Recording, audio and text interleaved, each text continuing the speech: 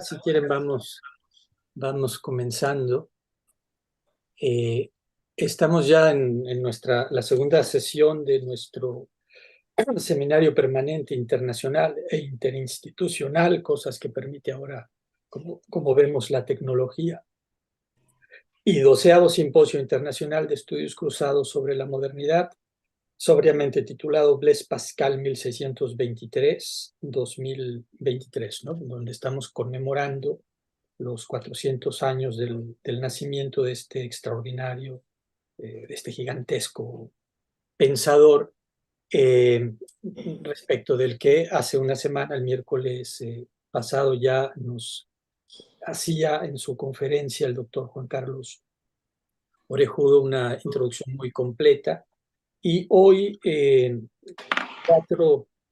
cuatro de nosotros nos vamos a detener a comentar un hecho extraordinario tanto para la historia de la filosofía, para la historia del pensamiento, como para la propia pues, historia del cristianismo, ¿no? Que es esta, a lo mejor estoy exagerando, ustedes me dirán, ¿no? Es la publicación de esta carta apostólica del Papa Francisco, conmemorando precisamente este aniversario de números redondos de Blaise Pascal, sublimitas, miseria hominis, ¿no? Grandeza y miseria del hombre. Y entonces me acompañan para comentar, que tenía por aquí mi acordeón, ¿no está aquí? Sí, aquí está. Me acompañan para comentar este hecho, no solamente este texto, sino este hecho. El doctor Jesús Carlos Hernández Moreno, profesor de la escuela, es que en mi época era escuela, ¿no? La Facultad de Estudios Superiores Acatlán en la UNAM, eh, quien es también estoy admitiendo invitados, quien es también colaborador en la organización, ¿no? Este seminario y este simposio lo organizamos entre varias instituciones. La FES Acatlán y el doctor Jesús Carlos son coorganizadores. Estamos ahora precisamente en su canal de Zoom. También nos acompaña la maestra Lucia Teresa Berbic. No anoté aquí su universidad, ahora nos dirás tu filiación, Lucia, por favor. El maestro José Miguel Ángeles de León, del CISAP, y yo mismo de la Universidad Autónoma de Querétaro. Vamos a ir sesionando de manera pues más relajada, ¿no? Sin tanta solemnidad a manera de seminario. Yo sé, Lucia, que tú estabas preparando sistemáticamente esta exposición. Entonces, si te parece bien, comenzaríamos con tu exposición, que presumo es la más elaborada. Y mi intención es que, no sé, no le he preguntado a José Miguel ni a Jesús Carlos cómo armaron ellos su exposición. Yo, sobre todo, quisiera reaccionar, ¿no? Dialogar a partir de lo que vayan exponiendo y de mis propias curiosidades, ¿verdad? De la maestra Lucia Teresa Berbic, hay que decir que ella tiene la competencia necesaria para ayudarnos a ubicar este documento, pues está formada en teología, ¿no? Entonces, ese es una primera dimensión, ¿verdad? Ubicar teológicamente tanto el documento como lo que dice. Ella ha hecho una maestría en estudios latinoamericanos y ahora está haciendo un doctorado. Ella nos dirá en qué, porque tampoco recuerdo. Entonces, Lucia, bienvenida y tienes la palabra. Muchas gracias. Pues habíamos estado platicando también entre Carlos y yo que presuponíamos que Carlos fuera a empezar, que también lo tiene bastante elaborado. No sé cómo ves Pues Carlos. si ustedes lo ven así, yo creo que sí, mejor, bueno, pues Jesús Carlos. Eh, Bueno, eso de bastante elaborado es mucho decir, pero algunos apuntes estuve haciendo. Pues comienzo entonces yo. Buenos días. Agradezco al doctor por invitar a esta de pensamiento que ha organizado con tanto entusiasmo para rendirle homenaje a Blaise Pascal. Y aprovecho también para agradecer a los demás colegas aquí presentes y a todos los que nos escuchan por hacer parte de ella. Según lo indicado, el día de hoy nos corresponde una jornada de análisis de la Carta Apostólica Sublimitas et Miseria Hominis del Papa Francisco. Para mi participación he preparado unos apuntes para un breve comentario a la Carta Apostólica Sublimitas et Miseria Hominis del Papa Francisco, que, dado el tema explícito de la carta, esto es, la grandeza y la miseria del hombre, comienzo con los fragmentos 82 y 83 de Heráclito, a modo de epígrafe filosófico indicativo del mismo. Cito: el más bello de los monos es feo al compararlo con la especie de los hombres, y el más sabio de los hombres parecerá un mono en comparación con Dios, en sabiduría, hermosura y todo lo demás.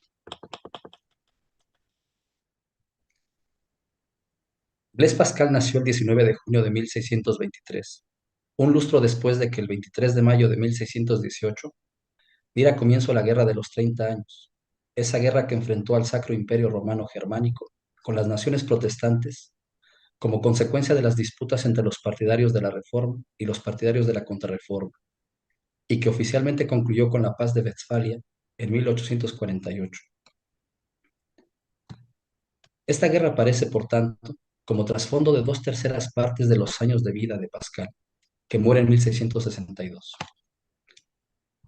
El 19 de junio de 2023, esto es, a exactos 400 años del nacimiento de Pascal, el Papa Francisco publica la Carta Apostólica Sublimitas et Miseria Hominis y señala explícitamente en la introducción a la misma que, siendo ese día cuando se cumplía el cuarto centenario del nacimiento de Pascal,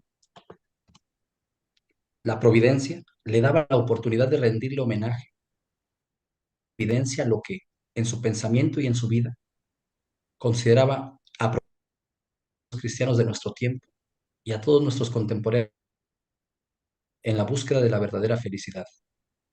Pues, como pensaba Pascal, por cierto, en la senda de Aristóteles y en general del tradicional eudemonismo, afín al pensamiento occidental, aunque sin indicar con ello, como el Papa, ninguna tipología de la felicidad, sino sólo del instrumental empleado en su búsqueda, todos los hombres buscan la manera de ser felices. Esto no tiene excepción. Por muy diferentes que sean los medios que empleen, todos tienden a este fin. Se leen los pensamientos. Y esto apropiado en su pensamiento y en su vida, que pretende evidenciar el pontífice de Roma, para dicha estimulación sería tal que hace que termine su breve introducción a la carta afirmando: 4 siglos después de su nacimiento, Pascal sigue siendo para nosotros el compañero de camino que acompaña nuestra búsqueda de la verdadera felicidad, y según el don de la fe, nuestro reconocimiento humilde y gozoso del Señor muerto y resucitado. Con ello, por cierto, el Papa Francisco, además de destacar a Pascal como el compañero de camino señalado, presenta ya en esta afirmación 3 veces y en grado sumo el tema que guía la carta y que hace del pensamiento y la vida de Pascal algo tan ejemplar, a saber, este acontecer paradójico de la gran sublimidad y la miseria del hombre. Primera, la grandeza del don de la fe frente a la miseria desde la que se busca la verdadera felicidad. Segunda, la miseria de nuestro reconocimiento en su humildad frente a la grandeza de su gozo. Y tercera, la miseria de la muerte frente a la grandeza de la resurrección. Así pues, la relevancia de Pascal que señala el Papa Francisco en esta carta es tal que el pontífice de Roma la termina pidiendo que su obra luminosa y los ejemplos de su vida, tan profundamente sumergida en Jesucristo, nos puedan ayudar a seguir hasta el final el camino de la verdad, la conversión y la caridad.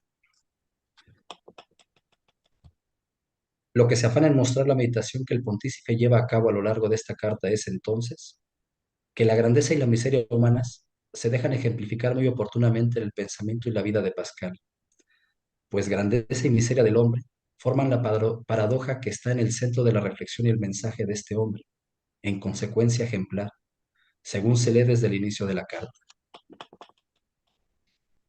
Como es por este paradójico tema que Pascal resulta ejemplar, en vida y obra, para ser señalado por el Papa Francisco como el compañero y la guía en el camino de la verdad, la conversión y la caridad, es que comencé estos apuntes recordando esos fragmentos de Heráclito que refiere Platón, pues, aunque desde otra comprensión de las cosas, no obstante me parece que apuntan claramente a lo mismo, a saber, la paradójica situación que habita el hombre de ser grande, por ejemplo, en su belleza en comparación con la del mono, que al respecto no puede por tanto sino resultar miserable, mientras que ni en su expresión óptima el hombre puede compararse con Dios sin resultar miserable, en sabiduría, hermosura y todo lo demás.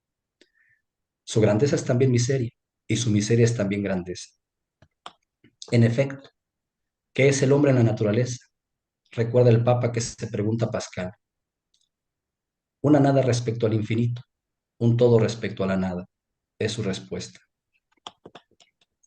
Y he apuntado a Heráclito porque señala esta paradoja que está en el centro de la reflexión y el mensaje de Blaise Pascal, y también porque me parece ver que esta paradoja está en general en lo que se ha querido decir con el término filósofo, claramente distinto del de filósofo, que de moda sobre todo en el siglo XVIII, difícilmente cuenta con algún filósofo entre los que fueron señalados bajo ese nombre.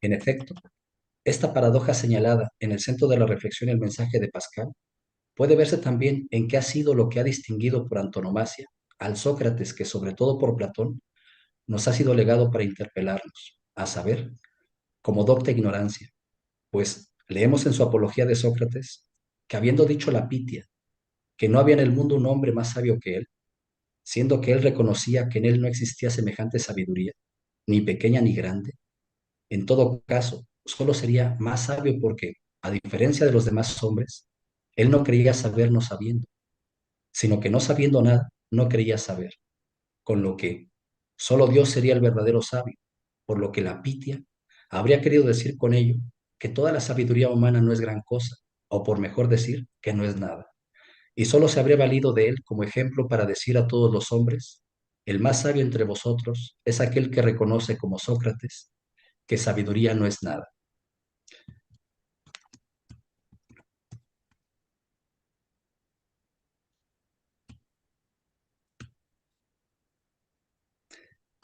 En efecto, grandeza y miseria, o abundancia y carencia, poros y penia, son también las características con las que la sacerdotisa Diotima de Mantinea le habrá descrito a Sócrates la naturaleza de Eros, que Sócrates mostraría que, por tanto, sería distintivamente filosófica, como escribe Platón ya no en la Apología sino en el Banquete. Y sin embargo, la filosofía, grandeza de ser amor a la sabiduría en la miseria de no poseerla, es extrañamente definida por el Papa Francisco en esta carta como la ciencia de las mentes en la historia. Antes de entrar en esta discusión que pone en la historia las mentes de manera científica, con lo que parece dar una distinción privilegiada a la historia, mientras que reduce la filosofía a ella y a ser una ciencia, quiero enfocarme en lo que me parece que es el mensaje que comunica el Papa Francisco con esta carta, a saber, una invitación conciliadora a reconocernos en la verdad, lo que, para los cristianos, independientemente de su denominación y de los conflictos y controversias que les han enfrentado, dentro de los que destaca la referida Guerra de los 30 años, no puede ser sino Cristo, considerado por ellos auténtico camino y auténtica vida. Por eso es que Pascal resulta también ejemplar, pues independientemente de su grandeza científica e inventiva, estaba no solo abierto a la verdad y dispuesto a buscarla, sino enamorado de ella. Verdad que finalmente no podría revelarse más que como Cristo, y así, enamorado por tanto de Cristo, y también dispuesto a confesar su amor a los cuatro vientos, y en consecuencia a hablarle a todos los hombres de él, no podría aparecer sino como ejemplo de compañerismo en dicho camino compartido. En efecto, es ejemplar que Pascal, a pesar de su evidente ventaja científica y tecnológica frente a los demás hombres, análoga a la evidente ventaja científica y tecnológica de algunas naciones frente a las demás, reconoce sin embargo la limitación e insuficiencia de todo esto, y que respecto al infinito, todos los hombres se equiparan en su nulidad, lo que análogamente también le pasa a todas las naciones. Por lo que, por lo que más allá de los limitados y parcialmente verdaderos alcances de las ciencias de la razón humana y de las limitadas ventajas que traen consigo, convertido a la verdad, que las trasciende en su manifestación plena, esto es, a Cristo, el camino aparece ya más bien como camino de caridad, lo que no puede sino resultar ejemplar, cuando menos para los que se quieren cristianos, y por tanto, análogamente, tendría que serlo también para las naciones que se reconocen cristianas. Y a pesar de que advierte el pontífice de Roma que algunas de sus propias afirmaciones de Pascal, como por ejemplo sobre la predestinación, tomadas de la teología del último San Agustín, cuyas fórmulas habían sido afiladas por Jansenio, no parecen correctas, añade, esta carta no es ciertamente el lugar para volver a abrir la cuestión, pues propiamente es, repetimos, una carta para rendirle homenaje a Pascal y poner en evidencia lo que, en su pensamiento y en su vida, considera el Papa Francisco apropiado para estimular a los cristianos de nuestro tiempo y a todos nuestros contemporáneos de buena voluntad en la búsqueda de la verdadera felicidad. Y esto precisamente, el que esta carta no es abrir la cuestión, me parece que muestra con mayor claridad que lo que ella comunica es un llamado a la conciliación, que por cierto, según lo que los medios nos vienen contando todos los días, bien que hace falta. Esta carta es conciliadora, pues el Papa Francisco, aun en la conciencia de las diferencias doctrinales respecto a la Iglesia de Roma, que ejemplifica Pascal, no obstante reconoce que en lo principal se encuentra siguiendo el mismo camino, que es Cristo. Por eso es que, en lugar de volver a abrir la cuestión que enfrentó a católicos y jansenistas, encuentra el pontífice de Roma que es mejor reconocer, porque incluso resulta oportuno y hasta indicativo, que, escribe, la justa advertencia en las posiciones de Pascal sigue siendo válida para nuestro tiempo. El neopelagianismo, que haría depender todo del esfuerzo humano encausado por normas y estructuras eclesiales, es reconocible por el hecho de que nos intoxica con la presunción de una salvación ganada con nuestras fuerzas. Además, Pascal resulta ejemplar en este homenaje conciliador porque le permite al obispo de Roma acentuar el lugar que tuvo la conversión en el pensamiento y la vida de Pascal, lo que es significativo e indicativo del mensaje de esta carta, pues en lugar de reabrir dicha cuestión que enfrentó cristianos, sentencia, es necesario afirmar ahora que la última posición de Pascal sobre la gracia, y en particular sobre el hecho de que Dios quiere que todos se salven y lleguen al conocimiento de la verdad, muestra que al final de su vida se expresó en términos perfectamente católicos. Pascal aparece, pues, ante el Papa Francisco como un excelente ejemplo de que, a pesar de caer en incorrecciones, la insistencia en la búsqueda de la verdad no puede sino mostrarlo como un enamorado de Cristo, que habla a todos de su amor. Y así, tanto su pensamiento como su vida se ven atravesados por la conversión y, en consecuencia, la rectificación. Pues, escribe el pontífice de Roma, la experiencia del amor de este Dios personal, que ha formado parte de nuestra historia y participa constantemente en nuestra vida, lleva a Pascal por el camino de la conversión profunda y, por tanto, a la renunciación total y dulce, vivida en el amor. Después de caminar en búsqueda de la verdad hasta encontrarla en Cristo, el pensamiento y la vida de Pascal permiten ver la conversión profunda que deja caminar el camino de Cristo, que es el camino de la caridad. El Papa Francisco nos invita a que, como Pascal, buscadores de la verdad, nos dejemos encontrar verdaderamente con ella, que es Cristo, y convertidos a Él, a su amor, caminemos reconciliados su camino de auténtica caridad, universal, o sea, católica. Por lo que toca a la estructura de esta carta, basta decir que se compone de 8 breves apartados secuenciales, cuyos títulos resumen claramente el contenido de la exposición que nos encontramos en la misma. Así, en esta carta, el Papa Francisco aborda a Pascal primero como un enamorado de Cristo que habla a todos. En 2, fe, amor y libertad. Así que, aunque era 3, una mente científica excepcional, no cerrado a ello, sino dispuesto vivamente a la búsqueda de la verdad, esto es, 4, filósofo, piensa 5, la condición humana, 6, se convierte con la visita del Señor y se le hace claro, 7, el orden del corazón y sus razones para creer. Con lo que, por último, Pascal nos permite ver ejemplarmente el paso, la de la conversión profunda, 8, de la controversia a la caridad. Así pues, vemos a Pascal, el compañero de nuestro camino en Cristo, que a pesar de sus distanciantes diferencias, termina reconciliado con lo auténticamente común de dicho camino, que es Cristo, y por tanto dispuesto a la caridad y, en fin, expresándose ya, repito, en términos perfectamente católicos. Para terminar, dado que entrar a un análisis pormenorizado de cada uno de estos apartados exige propiamente más tiempo que el dispuesto por nuestro formato para comentarlo, quiero solo regresar por último al punto en el que señalé el talante paradójico de Pascal como afín al filosófico, lo que obliga a que muchos de sus escritos sean en gran medida filosóficos, como también observa el Papa Francisco. Veamos que en efecto Heráclito y Sócrates daban claramente muestras de este talante, y realmente Platón y Aristóteles también lo harían, los cuales, por cierto, resalta el pontífice de Roma, eran vistos por Pascal como gente sencilla, como los demás, que se divertían con sus amigos, cuya parte más filósofa era vivir simple y tranquilamente, mientras que lo que tenemos como sus grandes obras filosóficas, como las leyes de Platón y la política de Aristóteles, las hicieron como quien juega. Sin embargo, el pontífice de Roma advierte al respecto que, a pesar de su grandeza y sutilidad, Pascal, sin embargo, distingue los límites de esas filosofías. El estoicismo conduce al orgullo, el escepticismo a la desesperación. Yo no estoy seguro de que el estoicismo y el escepticismo expresen propiamente el talante señalado del filósofo, y ni siquiera que sean acordes con Platón y con Aristóteles, pues me parece ver que, por el contrario, en realidad se alejan del mismo, de manera análoga al modo en el que el escepticismo y el estoicismo moderno, expresado por esos ilustrados filósofos, se alejan del sentido original de la filosofía.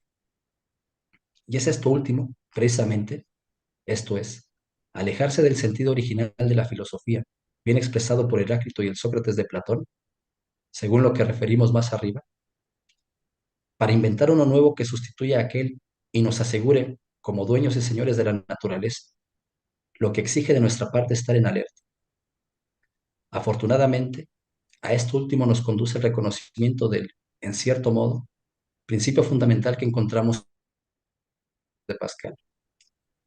La realidad es superior a las ideas, pues, escribe el Papa Francisco, nos enseña a alejarnos de las diversas formas de ocultar la realidad, desde los purismos angélicos sin saber, lo que, sin duda, resulta conveniente, pues, añade el pontífice de Roma, no hay nada más peligroso que un pensamiento desencarnado, y afirma con Pascal, el que quiera ser el ángel, hace la bestia, lo que evidencia la pertinencia del ejemplo de Pascal y del mensaje conciliador que lleva la carta. Sentencia el pontífice, las ideologías mortíferas que continuamos padeciendo en los ámbitos económico, social, antropológico y moral mantienen a quienes las siguen dentro de burbujas de creencia donde la idea ha reemplazado la realidad. Lo que no quiere decir sino que estas ideologías los tienen haciendo la bestia mientras prometen hacer el ángel. Y en consecuencia, los paraísos y jardines que presumen y prometen son en realidad más bien infiernos. Gracias, yo me detengo. Pues muchas gracias, Jesús Carlos, por esta exposición efectivamente muy densa, muy elaborada. Continuaríamos ahora sí con Lucia, ¿no? Lucia. Sí, muchas gracias, Carlos, muchas gracias por la invitación, Juan Carlos también. Y pues también son unas cuantas pinceladas para introducirnos un poquitito y después me enfocaría o trataría de hacerlo un poco en la cuestión también del por qué escribe esa carta el Papa. Empezando con algo que me pareció curioso, que encontré que se dice que normalmente las cartas apostólicas se dedican a santos. Y en este caso sabemos que el Papa también ha dicho hace algunos años que tenía en la mente ver si se canonizaba o si se empezaba el proceso de canonización de Pascal, pero pues ahora ya no se habla de esto. Sin embargo, también hay un ejemplo de Pablo VI que escribió una carta apostólica sobre Dante. Y bueno, por cierto, Pablo VI también es una figura que ha sido muy influyente en el actual Papa. Bueno, como ya mencionaba Carlos, este aspecto de la paradoja, ¿no? Con lo que empieza la carta y lo que está presente en toda la carta, la paradoja entre grandeza y miseria, o entre hombre y Dios, entre la matemática, geometría y la fe, em, la humildad y el gozo, y paralelo a la muerte, la resurrección. Esto, digamos, de los contrastes es un aspecto muy importante en el pensamiento del Papa. Es algo que lo marca mucho y ahí también podemos ver una influencia importante del pensador italo-alemán Romano Guardini. Y como también ha dicho un investigador sobre Pascal, Strovsky, que es también algo que describe la mentalidad de Pascal. Dice él, combinar ideas aparentemente contradictorias para lograr una imagen de la totalidad de la verdad. Entonces, eso es por una parte un aspecto que creo que marca toda la carta, y también el asunto de la apertura, ¿no? Dice el Papa, la asombrada apertura a la realidad, la razón abierta, la apertura a los demás, a sus necesidades materiales. Entonces, la caridad, el servicio a los pobres, como también un tema que es de lo más central, me parece, para el Papa Francisco. Em, por cierto, que no se ha, según lo que he visto, no se ha mencionado mucho en la historia de recepción de Pascal, ¿no? Que fuera para él de tanta importancia esa atención a los pobres. Y el Papa dice que era casi como su quinta esencia de su vida, ¿no? Al final de la carta.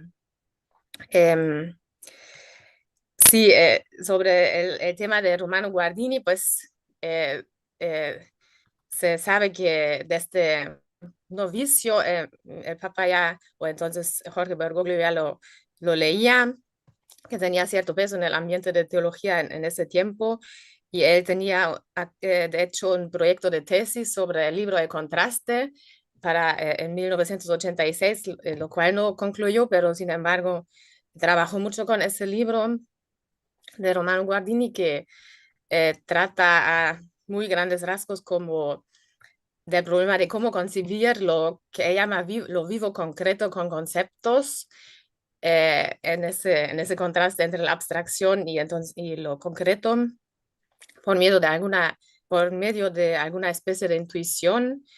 Y él encuentra entonces que esto se podría hacer por medio de pares de polaridades, contrastes que se excluyen mutuamente, pero se necesitan o se presuponen a la vez mutuamente. Lo que él ve, pues, en, en la totalidad de la vida humana. Toda la vida humana sería marcada por esos pares de contrastes. No se pueden ir ni a ningún equilibrio ni a ningún extremo, sino que siempre debe estar en movimiento entre los contrastes. Y esto también nos remite a los principios de esos que le llaman los principios bergoglianos, que formula desde los años 70, que la realidad es más importante que la idea. Es uno de esos. También son: el tiempo es superior al espacio, la unidad prevalece sobre el conflicto y el todo es superior a la parte. Aunque los formula pues antes de trabajar explícitamente el libro de Guardini, pues después también los elabora y trabaja con base en esta concepción de Guardini. Y también pues el tema epistemológico de cómo pensar la realidad. Guardini dice: todo depende de que realmente nos encontremos con el mundo en el conocer, valorar y decidir. Entonces, hay cierta sí, énfasis en la realidad, como también la vemos y la remarca el Papa en Pascal. Pascal dice, por ejemplo, en alguna parte de los pensamientos, sabemos que no estamos soñando. También en Pascal, Guardini dedica varias obras a Pascal, ve esa tensión, por ejemplo, por su lucha con el jansenismo, que dice que eso era como una característica muy fuerte en Pascal, el combate, la polémica y que la lleva incluso hasta casi romper con la iglesia. Otro aspecto que para remarcar, el primer subtítulo, un enamorado de Cristo que habla a todos. Esto a todos es algo que repite el Papa también muchísimo, que es como una expresión también de la idea de lo católico, ¿no? No excluir, y un poco va en contra de la tendencia a ver elegidos que hay también en Pascal, ¿no? Por ejemplo, que dice también en los pensamientos, pero la justicia hacia los réprobos es menos enorme y debería ser menos impactante que la misericordia hacia los elegidos. En un tercer aspecto, la cuestión de la razón, cómo percibe Pascal la razón, pues el Papa dice que la ve como, la estima como grande, ¿no? Como importante. También hay quizá un cierto oscilamiento en Pascal y sobre todo resalta el conocimiento del corazón, ¿no? Que dice, por ejemplo, conocemos la verdad no solo por la razón, sino también por el corazón.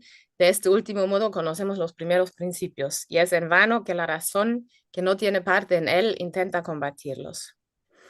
Y sobre esto también Guardini ha comentado ese aspecto de la filosofía y teología cordis, que ve ahí Pascal en la misma línea de Platón, San Pablo, Agustín, que concibirían el corazón como el espíritu que valora y no se haría ahí una contradicción, ¿no? Entre lo emocional y lo lógico. Bueno, 4 puntos quizá por más relacionados a la cuestión por qué escribe el Papa esa carta, que es un punto que podríamos decir como propaganda para la fe, el tema del agnosticismo, el tema de la reconciliación y también la cuestión de los límites del hombre, sobre todo relacionado a la modernidad. Por cierto, también volver a mencionar que para Guardini era una de las figuras más destacables dentro de todo el panorama católico. Y decía él que de haber concretizado su libro para el que los pensamientos son según el esposo, ¿no? Que era este plan de escribir una apología, entonces habría llegado a perfeccionar la teoría de la gracia de Santo Tomás. Entonces, me parece que como Blaise Pascal está muy acreditado como científico, como hombre de inteligencia prodigiosa, como no se cansa de repetir el Papa en la carta, es por eso que le parece quizá importante destacar que aún así pues está tan decidido del lado de la fe. Uh-huh. Y alaba mucho ese aspecto de su inteligencia. Luego, en sus pensamientos, pues hace como muchos pequeños diálogos con agnósticos o también se dedica al tema de los escépticos y quizá esto también pues actualmente tiene mucha relevancia. Por eso, y también el tema de reivindicar la razón. Por eso dice el Papa que es estimulante para nosotros porque nos recuerda la grandeza de la razón humana. Quiere resaltar el Papa que la fe y la razón no son contradictorias, solo jerarquizadas, ¿no? Que la fe supera infinitamente la razón. O sea, habla ahí de los límites de la inteligencia, ¿no? Que permite reconocer la práctica de la razón natural. Entonces, quiero afirmar que no es escéptico Pascal, como en la historia de la recepción sí se ha dicho muchas veces, ¿no? Que era un escéptico. vi que ahí, que en Alemania hasta 1890 nunca se había cuestionado ese hecho, siempre era visto como netamente un escéptico, y incluso cuando se afirmó en 1890 que no era quizá tanto así, hubo un pleito muy, muy fuerte con un jesuita también en ese caso, reacciones muy fuertes. En ese momento también ya estaba el problema del modernismo y era muy sospechoso para la iglesia que no se pusiera en primer lugar la razón en el acto de fe. Eso era visto como misticismo o agnosticismo. Entonces algunos pues lo han tachado incluso de fideísta, ¿no? En contra de lo que aquí afirma el Papa, que no sería fideísta, porque pone un poco el sentimiento prioritario en el asunto de la religión y no la razón no puede dar seguridad, como afirma en los pensamientos. Pero, sin embargo, sin poderlo aquí detallar más, me parece que hay un cierto oscilamiento en ese aspecto en Pascal. De todos modos, bueno, para el Papa es como una referencia tanto en contra del escepticismo como también en contra de una fe puramente basada en el sentimiento, ¿no? Quizá las dos cosas, como suele pasar, afirma un poco las dos cosas, pero ninguna exagerada. En todo caso, afirma con Pascal que necesitamos de la gracia. Y lo dice, por ejemplo, Pascal en Los pensamientos, el hombre es solo un sujeto lleno de error natural, imborrable sin la gracia. Nada le muestra la verdad, todo abusa de él. Y así. Lo cual me lleva al siguiente punto, que es precisamente ese conflicto sobre la gracia y la reconciliación entre los diferentes catolicismos que quiere mostrar o quiere ver el Papa entre el jesuitismo y el jansenismo.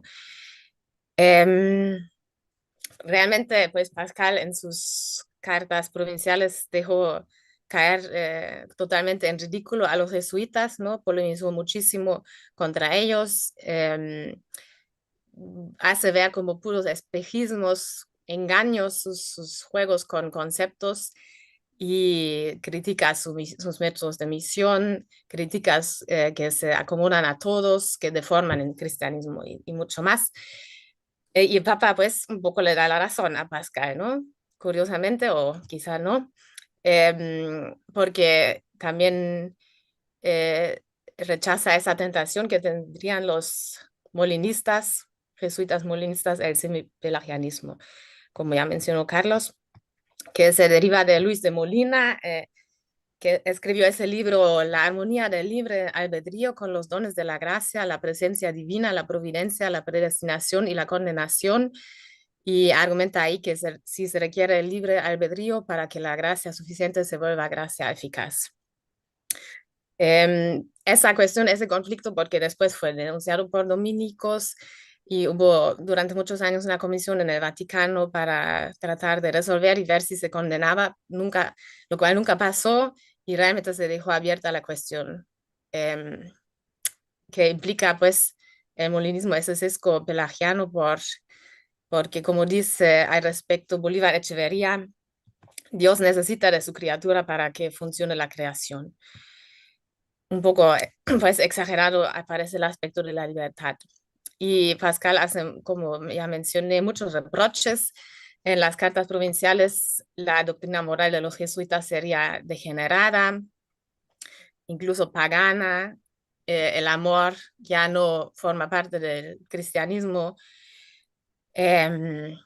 También que disimula los pecados, sirviéndose del probabilismo, usan el como si para la disimulación, solo basta con que el confesor crea que realmente hay arrepentimiento, ¿no? Que de hecho se dé, aunque hay que decir que quizá en el contexto de la apuesta también Pascal aplica ese como si, ¿no? Cuando dice como propuesta para llegar a la fe está en hacer todo como si creyeran, tomar agua bendita, decir misas, etc.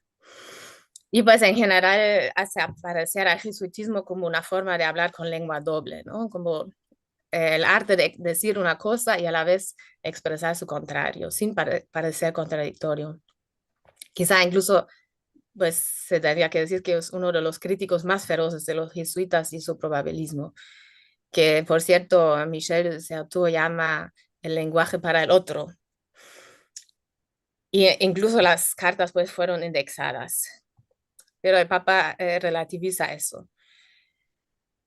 También, por cierto, según Guardini, en la fase ya de los pensamientos, como, bueno, como se mencionó, ¿no? Que después hubo cierto cambio en Pascal, ahí ya estaría más alejado de ese radicalismo jansenista, pero podemos notar que aún así enfatiza todavía mucho el pecado original, la caída del hombre, como dice, pero ya no estáis en el estado en el que os formé, creé al hombre santo, inocente, perfecto, etcétera, pero quería convertirse en el centro de sí mismo e independiente de mi ayuda. Su ceguera y su concupiscencia que se convirtió en su segunda naturaleza. Y enfatiza aún el abismo entre el hombre y Dios, diciendo no hay una desproporción tan grande entre nuestra justicia y la de Dios como entre la unidad y el infinito. Describiendo de otro modo esas tensiones entre jansenistas y jesuitas, dice Michel de Certeau que pues en ellos, en los jansenistas, hay una yuxtaposición del aspecto interior y exterior. Incluso dicen que lo único que necesitan los cristianos es vivir en la penitencia y obras aparentemente excelentes podrían incluso herir el interior del alma. Con signos y una página del Evangelio abierta al azar marcan la dirección de una decisión. Es un modo de ver, según ellos, la providencia, lo cual incluso nos recuerda al pietismo. Hay una separación del mundo exterior, un cierto aislacionismo, cierto dice un espiritualismo, distancia frente al mundo, pues. Mientras que los jesuitas, pues justamente como que se vuelven mucho más hacia el mundo, sí, y recuperan como el mundo como el lugar de donde también se puede dar la salvación, no solamente la perdición, también la salvación. Entonces, de cierto, lo analiza así como dos soluciones distintas frente a la descristianización que ya se estaba dando en esa época. Una sería la del jansenismo, constituir bastiones, otra la del jesuitismo, ir a zonas donde el cristianismo, cito, se disuelve y que busca, a riesgo de comprometerse, extraer del naturalismo circundante las superaciones de que es susceptible y cabe esperar de una gracia concedida a todos. La primera sería como la versión más septentrional, la segunda meridional, más objetiva, y ocupada en restaurar la iglesia. Y la iglesia pues condenó a los excesos de ambas partes, ¿no? Un dicho que se decía que me pareció interesante sobre los jansenistas. Hay tres tipos de jansenistas. Muy pocos son los que sostienen las 5 proposiciones de Jansenios. O sea, eso, los que serían propiamente son muy pocos. Los que están con celo por la buena moral y las reglas severas de la disciplina son bastantes. Y los que, sea como fuere, se oponen a los jesuitas, de estos hay una infinidad. Eso lo cita de Certeau.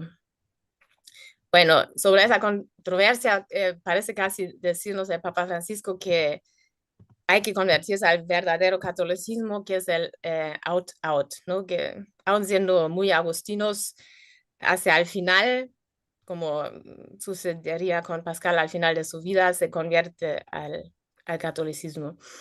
Y también relativiza ese aspecto del aislacionismo en Pascal, ¿no? Resaltando eso de que se dedicaba a las cuestiones materiales, las necesidades de las personas.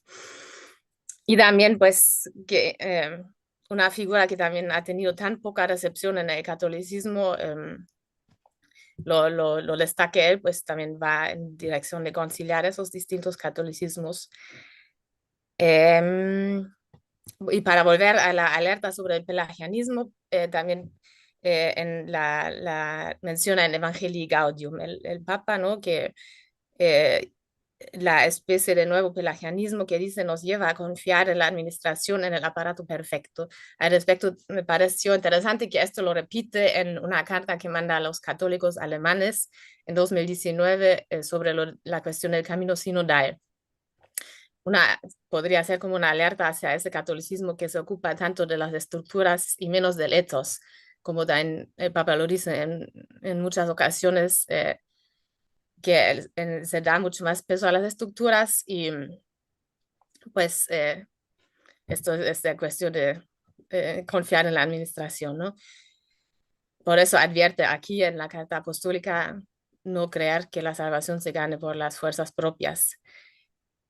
Y Pascal, pues, habla en el mismo sentido, obviamente. Y esa alerta contra la soberbia, pues, me lleva al último aspecto, que es la cuestión de los límites del hombre o la modestia, que también implica el pensamiento de Pascal, que es un tema central acerca de la modernidad para el Papa. Sobre esto, Guardini, pues, dice que ve en Pascal un estilo de cambio de época, así lo dice, y destaca que un hombre que es parte ya de los progresos, o como también lo dice el Papa, ¿no? Aún así mantiene su razón modesta. Estaría justo en medio de la ruptura hacia la conciencia moderna.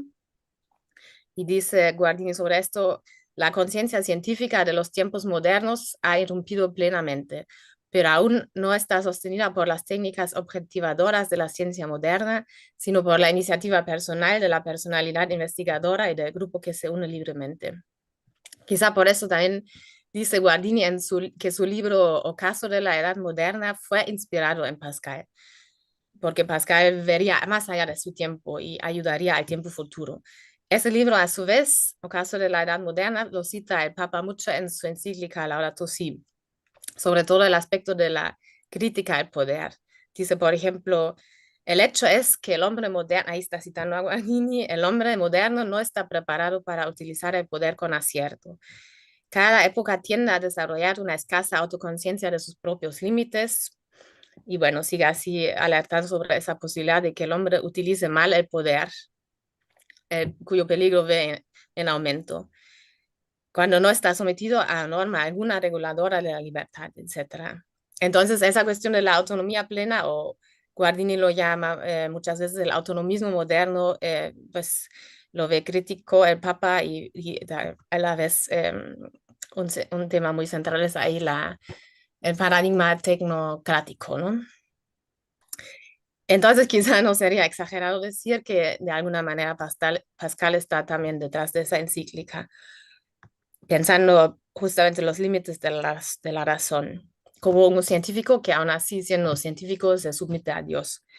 Dice, por ejemplo, Pascal, al respecto, ardemos en el deseo de encontrar un fundamento firme y una última base constante para construir una torre que se eleve hasta el infinito. Pero todos nuestros cimientos se resquebrajan y la tierra se abre a los abismos.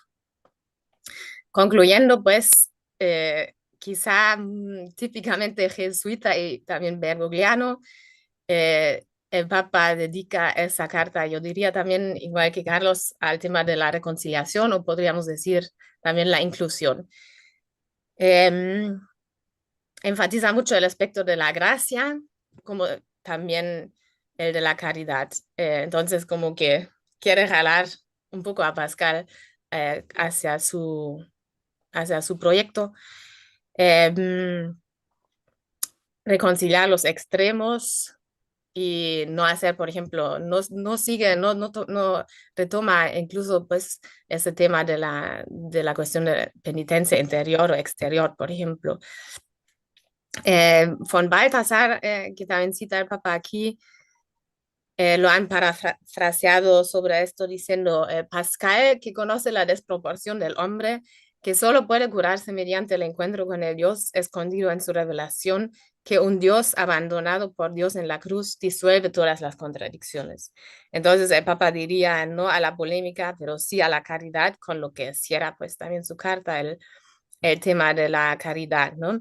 También podríamos decir que Pascal es una figura que está como que entre el norte y el sur. En ese sentido también mm, hay ese aspecto reconciliador.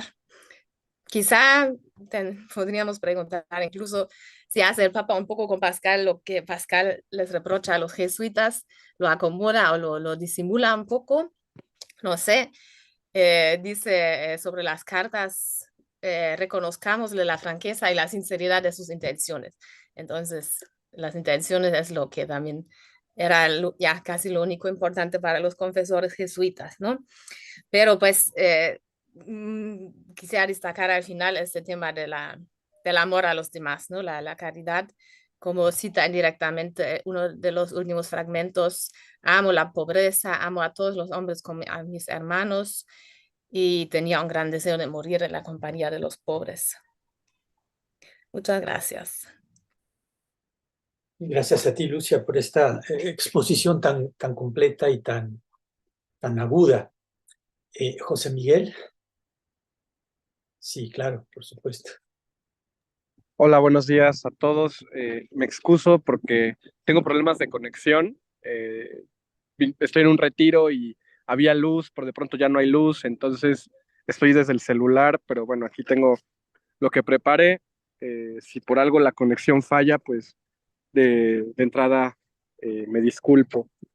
Pues bueno, en el CISAF hicimos ya una sesión en torno a esta carta apostólica Sublimitas et Miseria Hominis, que como ustedes saben, pues es un documento particular dentro del magisterio del Papa Francisco, en gran parte porque pues no es habitual que el Papa dedique un documento a un pensador o en este caso en particular a un filósofo. Al respecto yo recuerdo el documento del Papa Francisco también eh, sobre los 1000 años de la Divina Comedia, también San Juan Pablo II hizo lo propio con un documento sobre Galileo Galilei, pero pues no es el acento habitual del magisterio de la Iglesia. Pero bueno, sin más, voy a hacer unas breves anotaciones, voy a comentar unas breves anotaciones que aquí he anotado. Lo primero que me parece fundamental, pues es desmenuzar el título de la encíclica, bueno, esta es carta, perdón, de la carta apostólica en este caso, que como ustedes saben suelen intitularse por las primeras palabras con las que comienzan los documentos. En este caso, el Papa Francisco eligió Sublimitas et Miseria Hominis, grandeza y miseria del hombre, que nos remite a los pensamientos 613, 443, que Pascal de su puño y letra escribió, igual como Sublimitas et miseria. Y voy a leer este pensamiento porque me resulta muy, muy interesante. Dice Pascal, a medida que más tenemos, más luces, descubrimos más grandeza y más bajeza en el hombre. El común de los hombres, los que están más elevados, los filósofos, asombran al común de los hombres. Los cristianos asombran a los filósofos. ¿Quién se asombrará, pues, de ver que la religión no hace más que conocer a fondo lo que reconocemos, tanto más cuanto más luces tenemos? Creo que este pensamiento resume muy bien aquello que Pascal nos quería, digamos, transmitir con su obra, digamos, filosófica inconclusa que encontramos en los pensamientos, más allá, pues, de esta brillante trayectoria científica que todos conocemos, ¿no? Aquí es muy, muy importante para mí resaltar también, pues, la importancia que tiene para la Iglesia Católica el día de hoy, pues recuperar el pensamiento de un pensador jansenista, en este caso, como Pascal. Creo que el Papa en este documento fundamentalmente lo que nos quiere recordar, como ya aquí lo pude escuchar, eh, el peligro del neopelagianismo, ¿no? El peligro de aislar la gracia, pero también el peligro de la tentación de negar la miseria humana como un criterio fundamental para comprender nuestro lugar en el mundo. Aquí podemos ponernos un poco más antropológicos y veamos los paradigmas al respecto que están al respecto, por ejemplo, en Pascal, comparándolo con Lutero y con lo que la Iglesia Católica nos presenta, ¿no? Tanto en Pascal como en Lutero encontramos una naturaleza humana que no está herida, sino que está, digamos, herida de muerte, ¿no? Donde la naturaleza humana está corrupta de tal manera que los esfuerzos humanos al respecto son vanos, ¿no? Combatir el pecado se convierte en una tarea fatigante, imposible, eh, sumamente, digamos, elitista, que también, pues, sirve para, para justificar, digámoslo, pues también ciertas posturas en torno a la fe, muy ligadas a maneras particulares de comprender la propia vida de la iglesia, que creo que esa es una de las razones por las cuales Jansenio pues hace esta reforma de Port Royal. Bueno, una reforma, quizás no sea la palabra adecuada, tampoco un cisma, porque es peculiar este aspecto de Port Royal, pero bueno, aquí no lo vamos a comentar. Bueno, entonces, en este pensamiento que Pascal intituló Sublimitas et Miseria, él hace un comentario muy interesante al respecto de la filosofía cuando nos dice, los cristianos asombran a los filósofos. Me parece que con esto Pascal lo que quiere comunicar pues es que hay una sabiduría iluminada, simple, que creo que se parece a esta de la fe del carbonero que él tanto quería, que él encuentra en la gente sencilla y que no es sino una respuesta a una persona, en este caso Cristo, que se manifiesta como la verdadera sabiduría que el propio Pascal se apropia e intenta vivir conforme a ella, ¿no? Entonces, con esto, pues Pascal nos hace un recordatorio a los filósofos precisamente del riesgo del cual el Papa Francisco nos habla en esta carta apostólica, que es el neopelagianismo. Yo creo que son muy pocas las filosofías que no intentan ser pelagianas en este sentido de querer explicarlo todo, de querer abarcarlo todo desde la miseria humana, ¿no? También aquí ya se mencionó a Evangelii Gaudium, documento que acaba de cumplir 10 años, que como sabemos, pues uno de esta figura que presenta el Papa del poliedro, o sea, unos principios, y en esos principios aparecen dos que creo que se pueden relacionar muy bien con este tema, que son el de la parte es inferior al todo y las ideas son inferiores a la realidad y no se pueden abarcar por todo, ¿no? Entonces, me parece que esta pretensión pelagiana en la filosofía se ha manifestado en particular como la pretensión de que por la mera razón podamos comprender el todo de la realidad y neguemos que los humanos, desde nuestra miseria, simplemente somos una parte, ¿no? Aquí creo que la filosofía moderna, de la cual Pascal es contemporáneo de su génesis, nos puede dar muchas pistas al respecto. Pero bueno, recuperando también aspectos propios del pensamiento de Pascal, me puse a revisar digamos, otros documentos que creo que nos pudieran ser interesantes al respecto, y me encontré precisamente un pensamiento muy interesante al respecto que habla de hacer amable la religión. Voy a leerlo brevemente, pues para que comprendan en qué sentido creo que también se puede ligar muy bien con el mensaje que nos quiere decir el Papa Francisco. Eh, Dice Pascal, son los pensamientos 221, en la otra anotación 774, dice, Jesucristo para todos, Moisés para un pueblo, los judíos bendecidos en Abraham. Bendeciré a aquellos que te bendigan. En cambio, todas las naciones serán bendecidas en tu semilla. Parum est ut, etc. Isaías, lumen ad revelationem gentium, non fecit taliter omni nationi, decía David refiriéndose a la ley. Pero hablando de Jesucristo, hay que decir, fecit taliter omni nationi parum est ut, etc. Isaías. Por eso es a Jesucristo a quien corresponde ser universal. La iglesia misma no ofrece el sacrificio más que para los fieles. Jesucristo ha ofrecido el sacrificio de la cruz para todos. Creo que con esto, bueno, en esta eh, multiplicidad de sentidos que a veces la exégesis de los pensamientos de Pascal presta, creo que una posible interpretación es darnos cuenta también que la salvación de Jesucristo es revelada en una manera teológica, sobrenatural, que trasciende todas las posibilidades de comprensión unívoca del hombre, ¿no?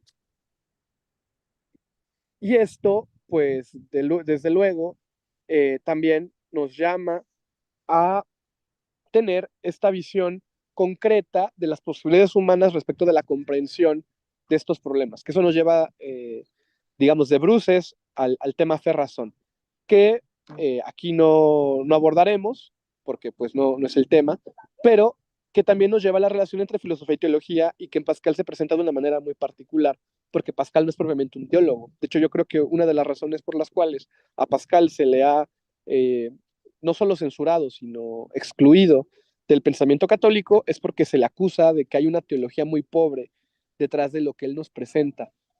Creo que es natural que esta teología sea pobre y Pascal se sentiría halagado al respecto, porque lo que él intenta hacer es simplemente mostrar la miseria humana frente a la absolutez, a la magnanimidad del misterio que se nos presenta como un todo inabarcable que solamente podemos avisorar desde nuestra pequeñez y de nuestra miseria, ¿no?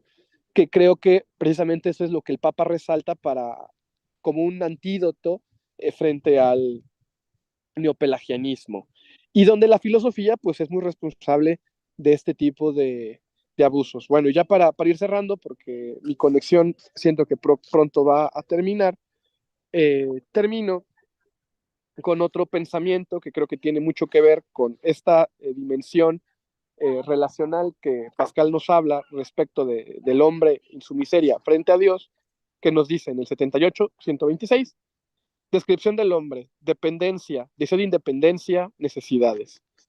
Entonces, Pascal nos habla de estas dependencias como como la condición sine qua non desde la cual tenemos que comprender al hombre, ¿no? El hombre siempre como un hijo que necesita de su padre, el hombre desarmado frente al misterio, el hombre que intenta balbucear frente al logos divino que se le presenta como una realidad tan deslumbrante, tan maravillosa, ante la que queda mudo y a la que solo puede ofrecer su pequeña miseria y ante la que la filosofía poco puede decir, ¿no? Creo que Pascal insiste, también el Papa Francisco lo recuerda en la Carta Apostólica, en el apartado sobre los filósofos, constantemente, ¿no? La filosofía a veces se presenta como una respuesta igualmente grandilocuente que Dios, y eso presenta también pues unas nuevas idolatrías que van negando esta condición particular ontológica que tiene el hombre, ¿no? De grandeza y de miseria, porque su grandeza le es dada y su miseria es esta condición que se afirma más cuando no participa de esa grandeza, que es su dependencia. Y luego viene este deseo de independencia, que pues precisamente es el pecado, como se nos ha enseñado en el catecismo toda la vida, ¿no? El hombre rompe con Dios cuando niega su dependencia, cuando intenta salir de esta miseria y se le presenta igualmente en tamaño, digamos, a la posibilidad del misterio y considera que puede sin él, ¿no? Que justo es el sentido del pelagianismo. Y por último, Pascal habla de necesidades, como esta descripción del hombre, ¿no? Estas necesidades, pues creo que son esta vuelta a la realidad antropológica inevitable de que el hombre, pues cuando intenta hacerse independiente, cuando intenta mostrarse grande, pues no está más que expresando el gran anhelo de su corazón, su gran, como diría el libro del doctor Juan Carlos, su gran hambre de Dios, que no es sino una necesidad, ¿no?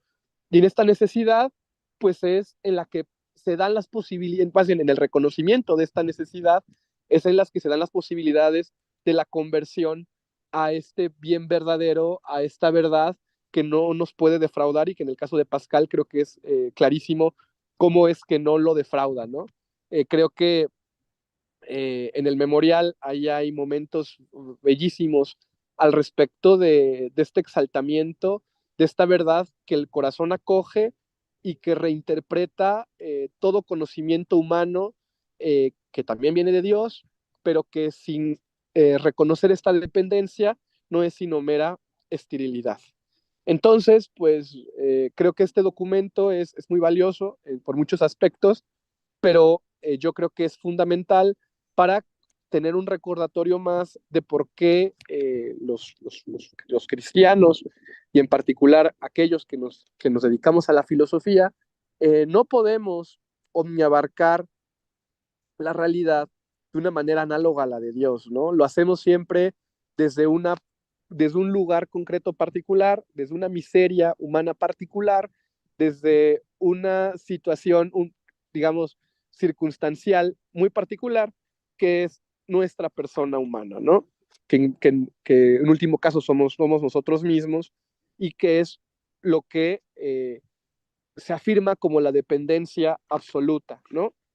Y a partir de esta dependencia absoluta, pues también nos habla de cómo podemos relacionarnos con el prójimo, que el Papa también lo recupera, ¿no? Nos recuerda al Pascal, que en sus últimos días dona inclusive su cama a la caridad, también dona gran parte de su fortuna, y se da cuenta de que él no es más que un pequeño humano, que todo lo que hizo y sus grandes desarrollos matemáticos, científicos, no fueron sino vanidad de vanidades ante este reconocimiento de la dependencia absoluta del hombre frente a Dios.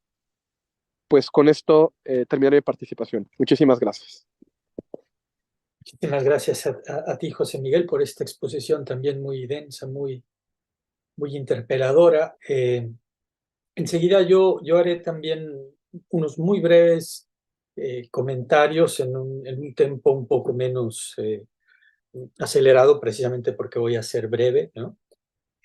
Para pues estimular más que respuestas, voy a plantear preguntas o problemas, ¿no? Para estimular un poco un diálogo entre los ponentes y entre todas las personas que nos acompañan. Pues comenzaré diciendo que a mí me sorprendió muy gratamente la aparición de esta carta apostólica, y que hice de ella una primera lectura muy emocionado, ¿no?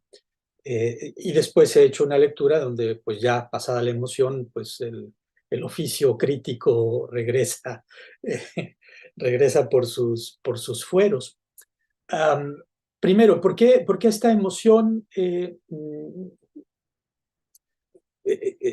Una emoción frente a qué, pues yo creo que precisamente una emoción frente a este gesto de Francisco que ya han subrayado ustedes antes en sus exposiciones, ¿no? Que es esta postura conciliadora, esta postura que recoge al otro, y en este caso, en primer lugar, ese otro, pues que somos nosotros, ¿no? Ese otro que es el católico laico, ¿no? ¿Verdad? El cristiano laico, ¿no? ¿Verdad? O sea, entonces hay tomar en cuenta por parte del magisterio, de la jerarquía, en fin, de la alta jerarquía, tomar en cuenta a este pensador cristiano o a estos pensadores cristianos que no forman parte del clero. Y ahí convendría detenerse un momento, ¿no? Porque Dante, a quien también se le ha dedicado su carta apostólica, nos recordaba Lucia, ¿no? Y el propio Papa Francisco nos recordaba a José Miguel, se la dedica específicamente una carta apostólica, Candor Lucis Aeterne, a la Divina Comedia, ¿no? Al centenario de la muerte de Dante.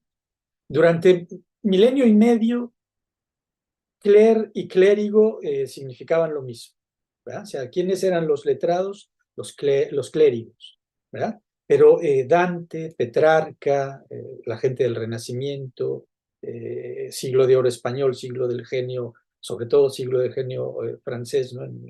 En cuanto a involucrarse un laico como Pascal en cuestiones religiosas. En fin, se va desarrollando en el ámbito de la cristiandad otro clero, digamos, ¿no? Un clero de no monjes, no sacerdotes, no ordenados, ¿no? Y ese clero es mixto, es tanto un clero anticatólico, rival, enemigo del catolicismo, como un clero hecho de católicos que a quienes quizás justamente, como recordaba José Miguel al final de su exposición, les falte la formación teológica, incluido Pascal, ¿no? Entonces, por un lado eso hay que subrayarlo, ¿no? Como hay un reconocimiento que el Papa hace en un montón de otras medidas que causan revuelo, que causan polémica, pero bueno, esta inclusión de los laicos también en la responsabilidad de esta iglesia maestra y pensadora e intérprete del depósito de la fe, digamos, ¿no?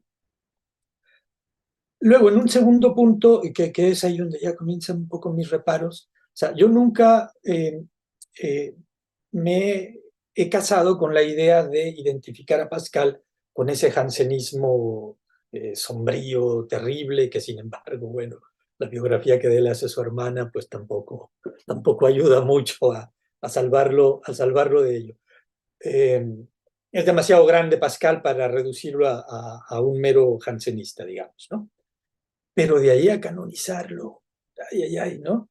Entonces, releyendo la carta apostólica y lanzo una primera postura crítica, lo primero que me pregunto es, bueno, ¿el Papa Francisco realmente conoce a Pascal? Yo me pregunto eso, ¿no? O sea, ¿realmente lo conoce? Él o su entorno, ¿no? Porque, ¿verdad? Una primera pregunta sería, aparte de esto que ya tocó Lucia, ¿no? De qué dimensión tiene una carta apostólica, otra pregunta sería quién las escribe, ¿no? Porque los papas, vamos, las personas que están en los altos niveles de poder no necesariamente escriben ellas todo lo que firman, ¿no? Entonces sería, bueno, ¿quién escribe esta carta? Y ese o esos que escriben esta carta, ¿realmente saben quién es Pascal? ¿Realmente lo conocen? Y hay una serie de puntos que a mí me siembran la duda, ¿verdad? O sea, yo leo esta carta, ya han tocado algunos de ustedes estos temas, entonces paso rápido por ellos, ¿no? Por ejemplo, cuando habla la carta, el Papa o quien haya escrito la carta, de esa asombrada apertura a la realidad que caracterizó a Pascal. Justamente yo escribí algunas páginas sobre esto en mi libro Vindicación del Cartesianismo Radical, recuperando a Borges, que es uno de los que se han atrevido a escribir duramente contra Pascal, ¿no? Porque precisamente Borges, ¿qué le reprocha a Pascal? Dice, bueno, dicen que Pascal encontró a Dios, pero es mucho más elocuente al hablarnos de la ausencia de Dios que al hablarnos de la presencia de Dios, ¿verdad? Y frente a esto, Borges, que se declaraba agnóstico, precisamente es alguien que está en un constante asombro. La literatura de Borges es una literatura que incluso cuando nos habla de There Are More Things, ¿no? Cuando nos habla de la presencia de un ser horroroso a la Lovecraft, le da la vuelta, ¿verdad? O sea, ¿verdad? Lovecraft busca que nos asustemos de lo otro, y en cambio Borges, There Are More Things, ¿no? Hay otras cosas, logra precisamente invertir a Lovecraft, ¿no? O sea, lo que hay en ese cuento de Borges no es el horror a esa cosa otra, ¿no? Sino es el asombro, ¿verdad? Entonces, pues más asombrado está Borges que Pascal, ¿no? Porque, en Pascal más bien es el froid, ¿no? O sea, le silence éternel de ces espaces infinis me frae, ¿no? El universo me aterra. Entonces, a ver, ¿cómo me dices que la vida de este hombre que dice eso es una vida llena de asombro, ¿no?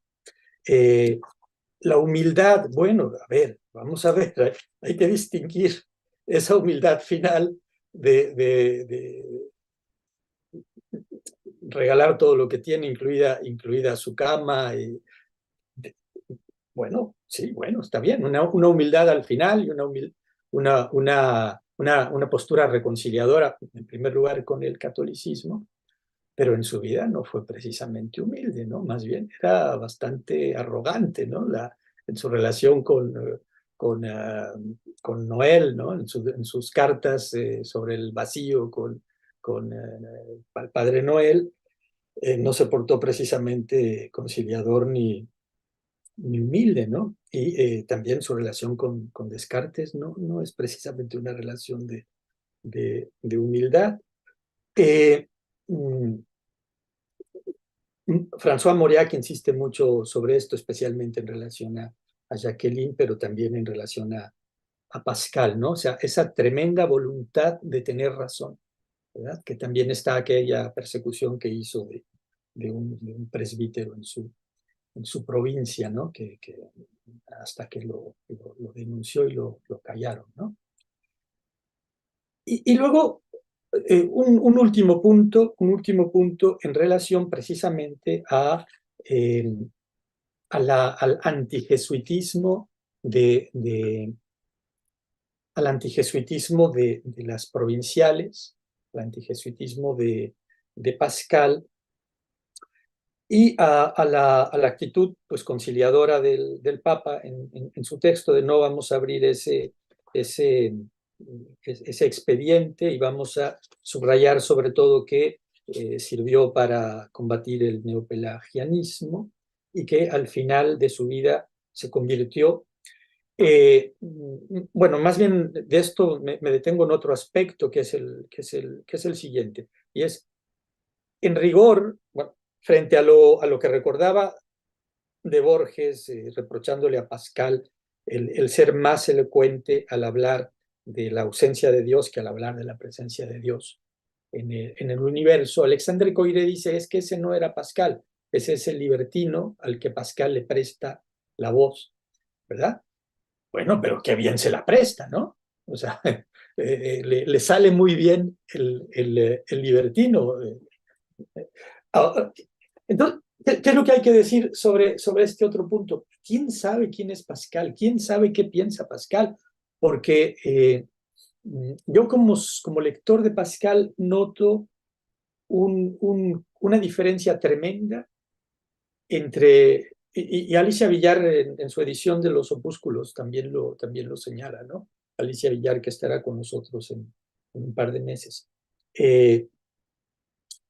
Hay una diferencia de nivel, ¿verdad? O sea, los opúsculos no tienen el nivel que tienen las provinciales y que tienen los pensamientos.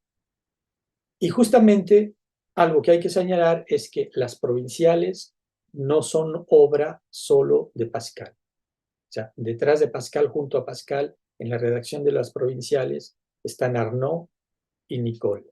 ¿Verdad? Entonces, es una obra que tiene 3 autores. Son estos los que le proporcionan la información teológica, los que le traen las citas, muchas de ellas deshonestas, ¿no? O sea, recortadas y adaptadas a las necesidades de la polémica. Entonces, bueno, eso, el Descartes el Pascal de las provinciales, perdón, no es enteramente Pascal, no es solamente Pascal. Y luego el de los pensamientos, por un lado, ya sufre esta influencia de Port Royal, pero por otro lado, está redactando notas para una obra en la que, dicen algunos intérpretes, Alicia Villar entre ellos, o Alexandre Coiré, es una obra que va a ser dialogada. Entonces está prestándole su pluma a distintos personajes, ¿no? ¿Verdad? Como Platón, ¿no? Como Platón cuando escribe sus diálogos, ¿no? El protagonista. ¿Quién es Platón? ¿Sócrates o los interlocutores de Sócrates, ¿no? Algo así habríamos tenido que preguntarnos si Pascal hubiese redactado su apología, pero bueno, justamente pensando en que el destino de esas notas era redactar una apología posiblemente dialogada, entonces cabe preguntarse quién habla en tal o cual pensamiento de Pascal, ¿verdad? ¿Qué es lo que se está expresando ahí? Y bueno, cierro precisamente citando a un jesuita, a Paul Valadier, que en este libro muy interesante, Rigorisme contre liberté morale, les provinciales, l'actualité d'une polémique anti-jésuite, que eh, dialoga muy bien con él este libro de Pierre Manent, un un liberal católico, pensador político liberal católico contemporáneo, que justo en este año saca Pascal en la proposición cretiana, donde insiste en la oposición de Pascal y el humanismo representado por los jesuitas. Pierre Manant, católico liberal, releyendo a Pascal ahora mismo, pues en los meses pasados, insiste en que en ese siglo XVII hubo una ruptura del catolicismo y que ante esa ruptura del catolicismo, Pascal y los jansenistas tratan de refugiarse en un cristianismo auténtico que se opone a la modernidad, mientras que los jesuitas tratan de elaborar un cristianismo vendible, un cristianismo que se le pueda vender al hombre moderno, ¿no? Frente a lo cual, Pierre Manant está más, curiosamente, el liberal Pierre Manant está recuperando a ese Pascal que incluso, bueno, Antonio Marino creo que nos va a dar precisamente su conferencia en diálogo con este libro, entonces, no, y además para no demorarme más. Regreso a la defensa que hace Paul Valadier de la postura de los jesuitas, diciendo, bueno, vamos a leer a Pascal, pero también vamos a leer a Gracián, ¿no? Y dice, miren, Pascal parte de una lectura demasiado rígida de San Agustín, donde endurece lo de las etapas de paraíso, caída y redención. Y entonces dice, por ejemplo, que el hombre en el paraíso estaba divinizado y que después de la caída el hombre ya no es más que una bestia, ¿no?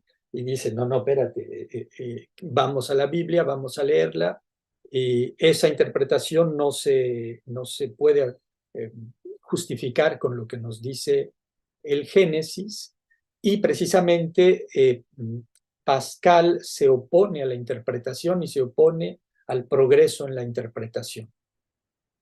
Los jesuitas, en cambio, se dan cuenta de que no, que siempre hay que interpretar, ¿verdad?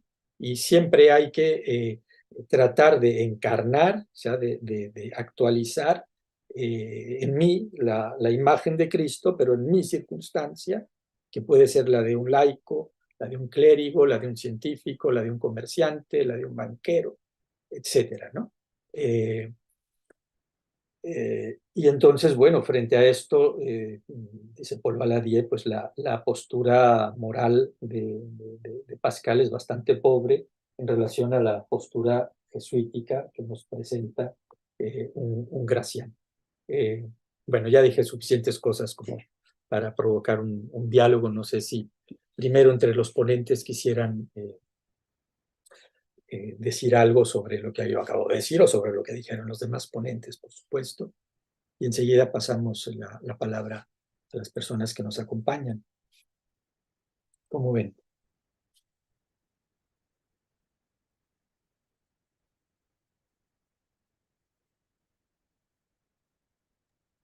Pues la verdad yo conozco muy poco a Pascal, prácticamente no lo conozco más que lo poquito que pude estudiar ahorita en estos días y por eso no puedo decir mucho más al respecto, solo que bueno, como dijiste, hay que interpretar, dicen los jesuitas, así quizá también podríamos decirlo hace el Papa y em, digo, también destaca ese aspecto de la búsqueda, quizá, ¿no?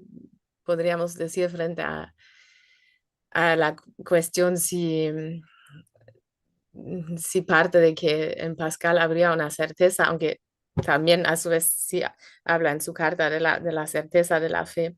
Entonces, no sé, yo también, pues, como lo mencioné brevemente, tenía o tengo ahí ciertas dudas sobre el tratamiento del Papa, como lo ejemplifiqué con la cuestión de la razón, ¿no? Que eh, podría efectivamente parecer más escéptico Pascal de lo que ve el Papa en esa carta. De hecho, esta sentencia guerrera contra Descartes. Descartes, inútil e incierto. ¿Ya? O sea, ¿cómo podemos decir que defiende la razón alguien que toma esta bandera? Descartes, inútil e incierto. ¿Ya? Y luego lo especifica. Sí, sí, podemos decir, la máquina funciona así y estas son sus leyes, pero eso no vale una hora de esfuerzo. Es decir, la ciencia no vale una hora de esfuerzo. Es decir, aunque fue científico en su juventud y aunque fue un científico celosísimo de su originalidad, ya en el momento de su conversión él renuncia a todo eso y dice que Descartes es inútil e incierto. ¿Y esto cómo se puede interpretar? Pues se puede interpretar como eso, como la ciencia moderna es inútil e incierta, no vale la pena. O sea, lo que hay que hacer es convertirse y mortificarse. ¿Ah? Y bueno, hay que recordar la biografía de su hermana, ¿no? Lo que nos cuenta su hermana sobre él, que traía un cinturón de pinchos, ¿no? Y si alguien venía a verlo y él empezaba a sentir vanidad porque le preguntaban y él podía explicar, se apretaba los pinchos para que la vanidad eh, no le ganara, ¿no? O sea, ¿verdad? Eso es un hombre tremendamente enemigo de sí mismo, digamos, o amigo de la penitencia. Precisamente es por allí por donde Nietzsche dice, bueno, no le puedo perdonar al cristianismo lo que hizo con un hombre de la talla de Pascal que cayó de rodillas frente al crucificado, ¿no? O sea, resumiendo un poco esta,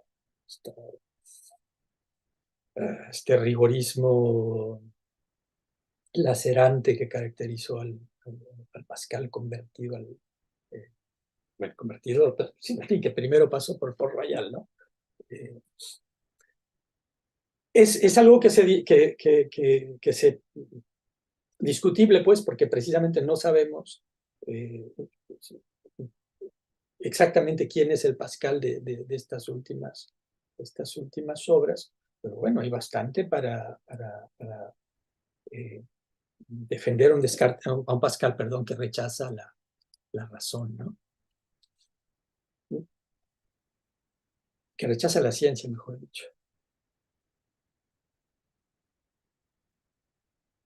Y entonces sí, yo insistiría, aunque es muy positivo esto y muy coherente con la actitud general del Papa, ¿no? Que él quiere reconciliarlos a todos y por lo tanto reconciliar a esta tradición de enemistad con los jesuitas y a este radical enemigo de los jesuitas. Pero justamente habría que preguntarse si es tan fácil, ¿no? Es decir, ¿el Pascal de esta carta apostólica es realmente Pascal? Sería otra pregunta, ¿no?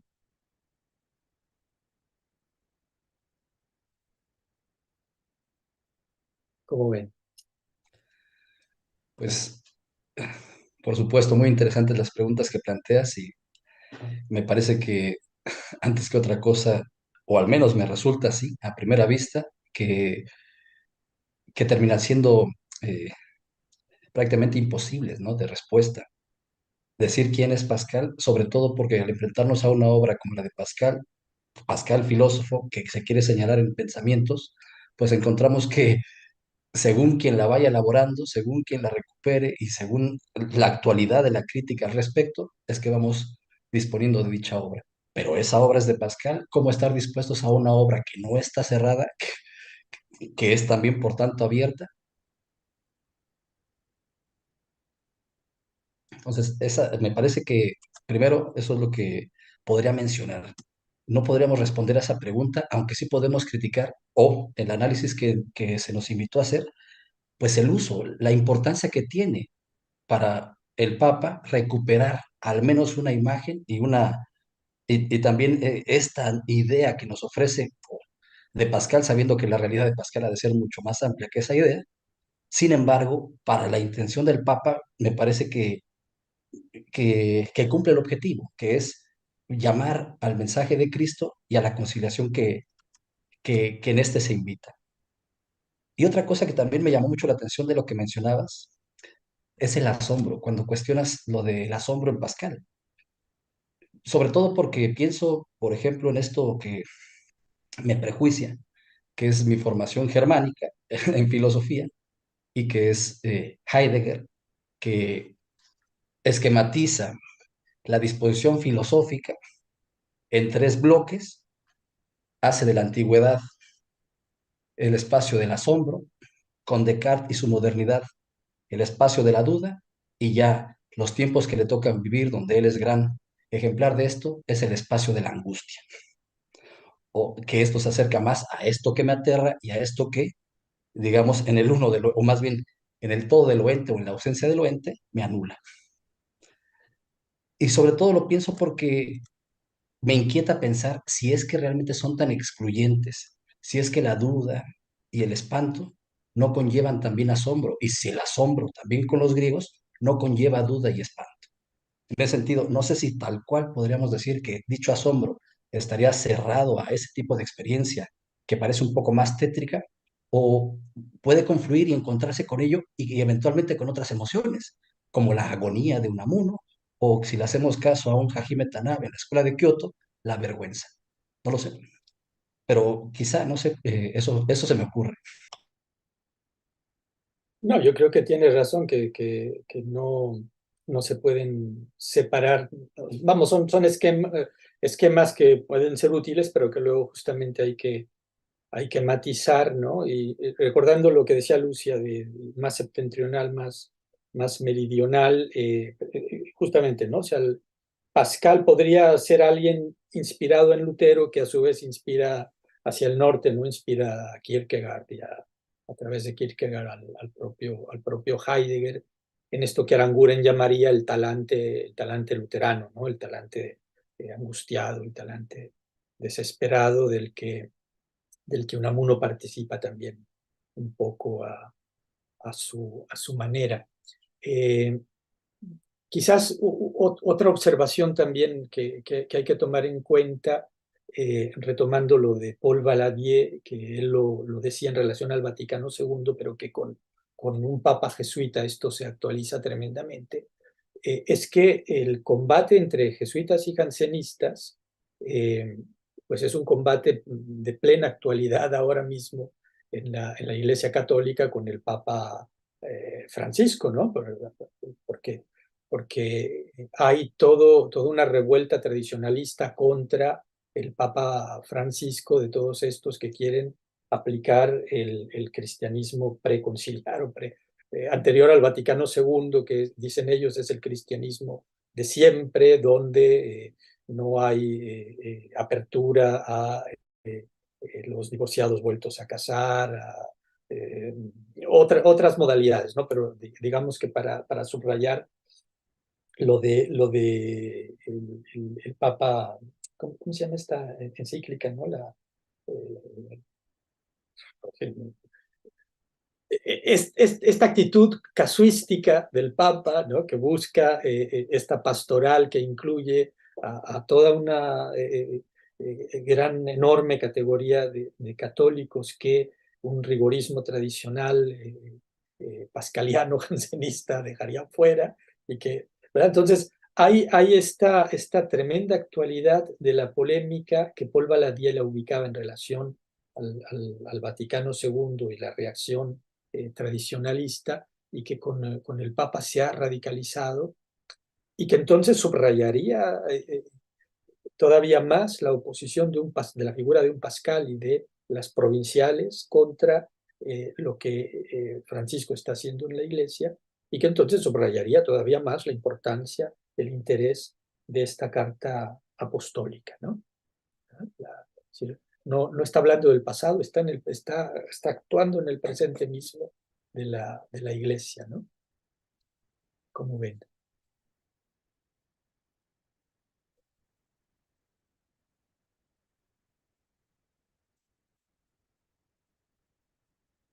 José Quesada Fox nos hacía una observación, no sé si quisieras hacerla con el micrófono abierto.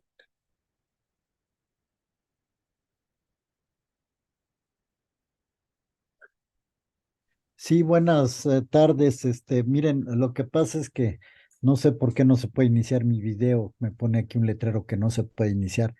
Pero eh, lo que comentaba es nada más eso, que estoy oyendo tu pregunta, Juan Carlos, y pues efectivamente yo tampoco tengo elementos para juzgar de qué Pascal está hablando el Papa, vamos, o sea, qué Pascal es el que él vio para hacer ese documento que a mí también me fascinó, como dijiste tú al principio, pero bueno, no había caído en el análisis crítico que les acabo de escuchar, ¿verdad? Y eso es lo que ya también me quedó la inquietud, ¿no? O sea, bueno, estudiar de qué Pascal se está hablando, ¿verdad? Y bajo qué concepto.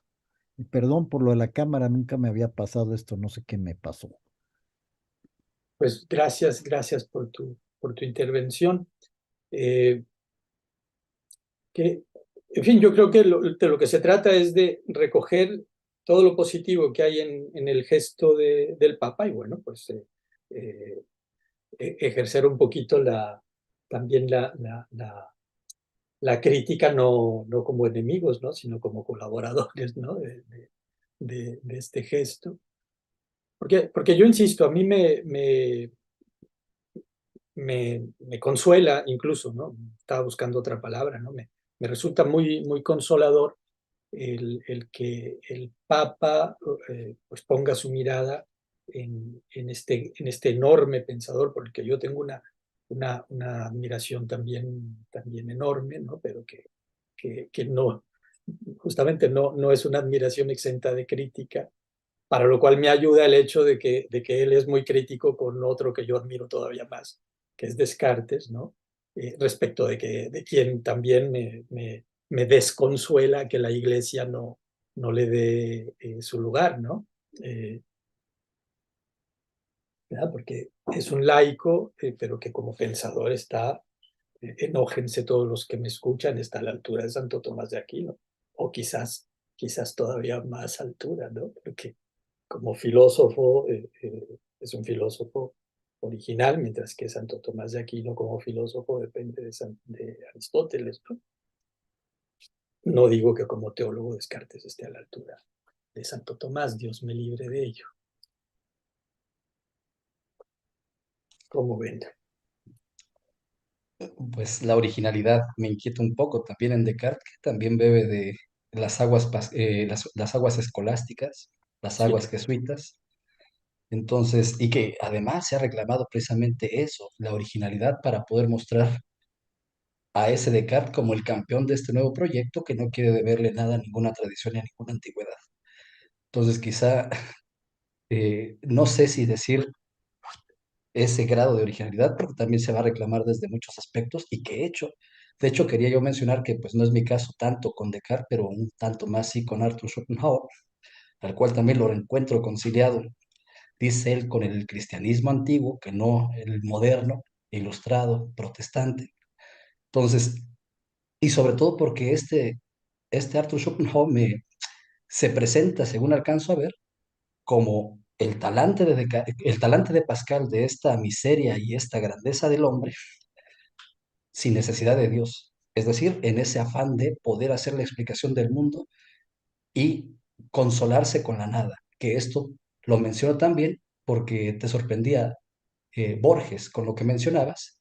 Borges que finalmente termina consolando que le dedica a Pascal, le dedica a Schopenhauer, digamos, eh, su otro poema de los dones, porque reconoce a Schopenhauer como quien acaso descifró el universo.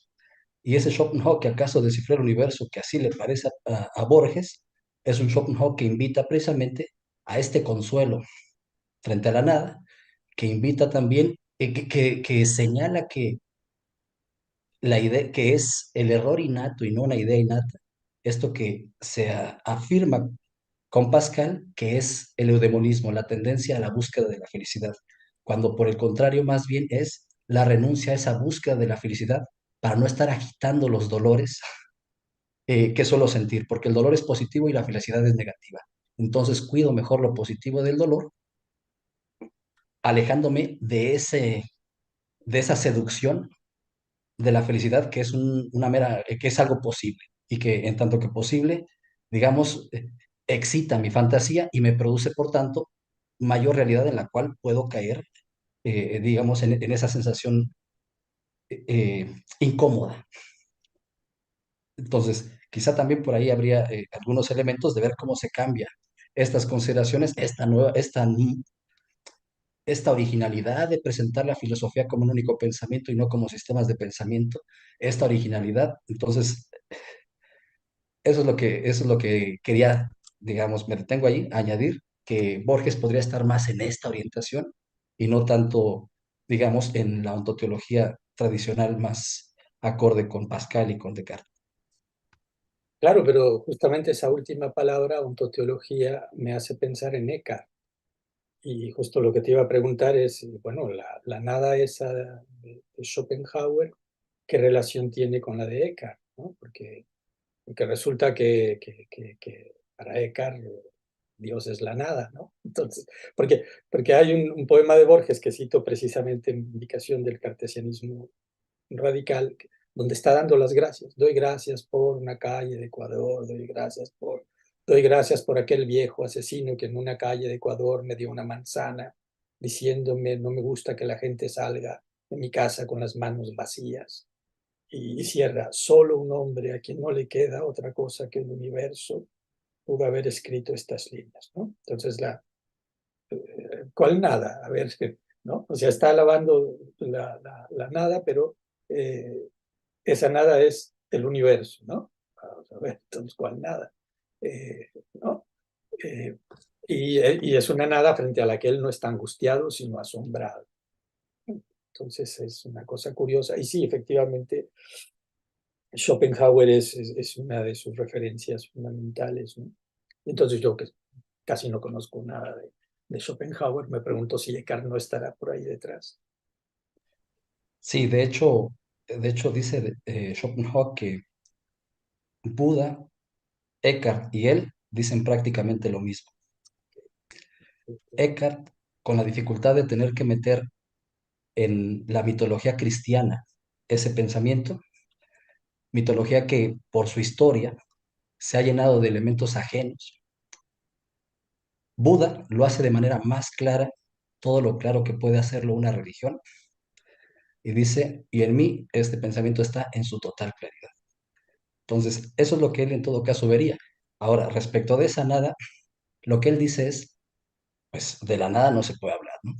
Es decir, el concepto de la nada hay que entenderlo, al menos como posible, de dos maneras, como nil privativo y como nil negativo. Cuando solemos hablar de la nada, hablamos como nil privativo.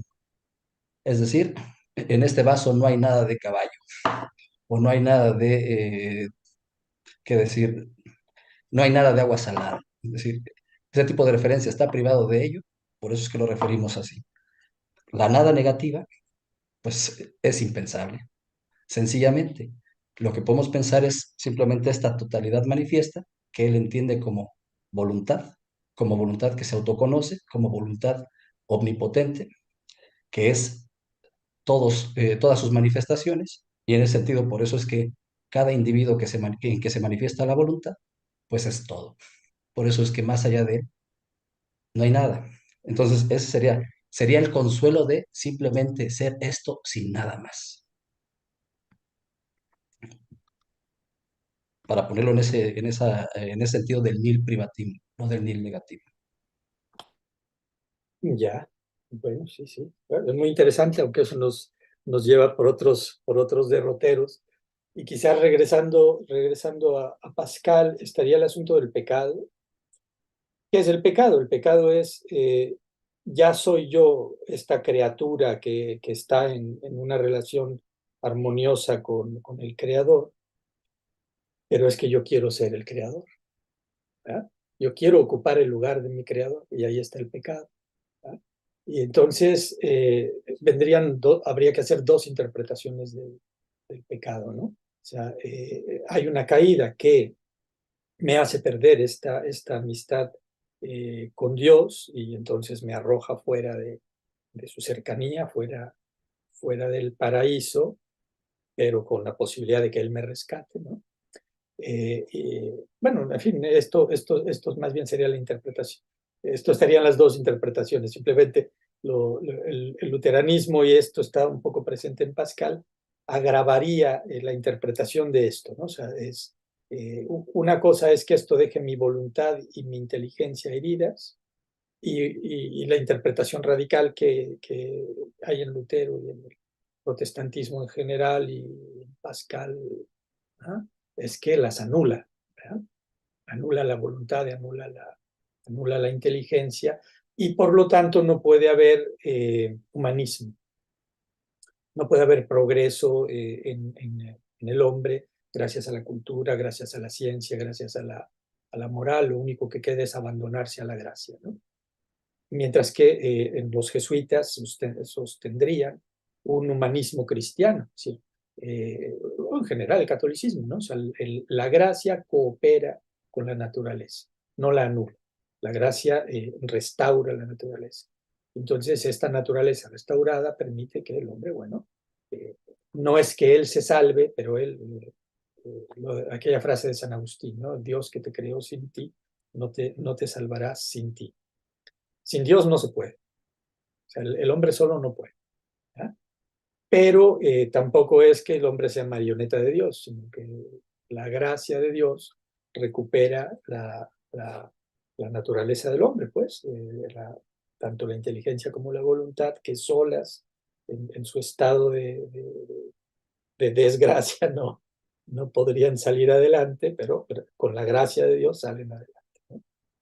Y ahí entrarían todo este asunto de los matices por los que se dieron este combate tan tremendo los jansenistas con los jesuitas, y que un poco, de nuevo, que tendría esa actualidad en este darse cuenta la iglesia contemporánea con Francisco de que el mundo ha cambiado otra vez, ¿verdad? Y que de nuevo el cristianismo, el catolicismo tiene que adaptar su respuesta, incluso moral, a este mundo, y los rigoristas y tradicionalistas cerrados que dicen no, más hay que cerrarse en una moral rígida y en un tradicionalismo rígido y en un dogmatismo rígido, y no hay posibilidad de adaptarse, ¿no?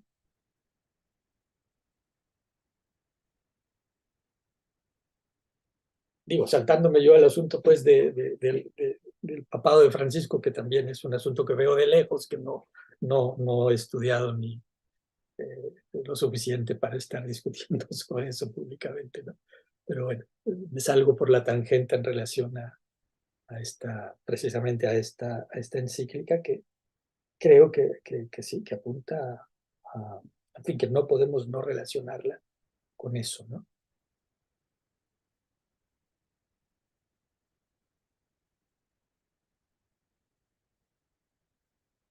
Paul Valadier muy inteligentemente, yo no habría notado eso, fuera de esos dos textos que les digo son tan problemáticos, las provinciales y los pensamientos. El otro texto de Pascal que más me gusta y que más atención le he puesto es el prefacio para un tratado del vacío, que hace una epistemología muy interesante. Yo no había caído en la cuenta de este detalle que Paul Valadier subraya muy bien, y es que dice que en teología lo único que vale es la autoridad, y en especial la autoridad de la sola escritura, ¿no? Y es ahí donde respinga Valadier y dice, pero espérate, o sea, San Agustín leyó el Génesis de esta manera, sacó estas conclusiones que ahora ustedes radicalizan, pero vente, vamos a regresarnos al Génesis, y ahí no hay esta eh, radicalidad que tú pretendes que está allí, ¿no? De que ya no sirven para nada ni voluntad ni inteligencia, ¿verdad? No, espérate, vamos a interpretar. La cosa es más sutil, la cosa es más compleja. Y precisamente esta necesidad de interpretar legitima la casuística, porque otra cosa que dice es, bueno, es que hay que, no se trata solamente de un cristianismo para mártires o padres del desierto, no lo dice así, pero lo simplifico, ¿no? O para clérigos, ¿no? O sea, el cristianismo es para todos y el pastor, el casuista, el moralista, el confesor jesuita tiene que encontrar la manera de acompañar a cada persona en su circunstancia de rico, de pobre, de poderoso, de siervo, etcétera, etcétera, ¿no? Y en cada caso tiene que encontrar la manera de ayudarlo a, y aquí está pues, la paradoja con, que toma de Gracián, ¿no? Que ayudarlo a, desde esas circunstancias en las que resulta extremadamente complejo pasar por el ojo de una aguja con su camello, ¿no? Aspirar nada más y nada menos que a la santidad.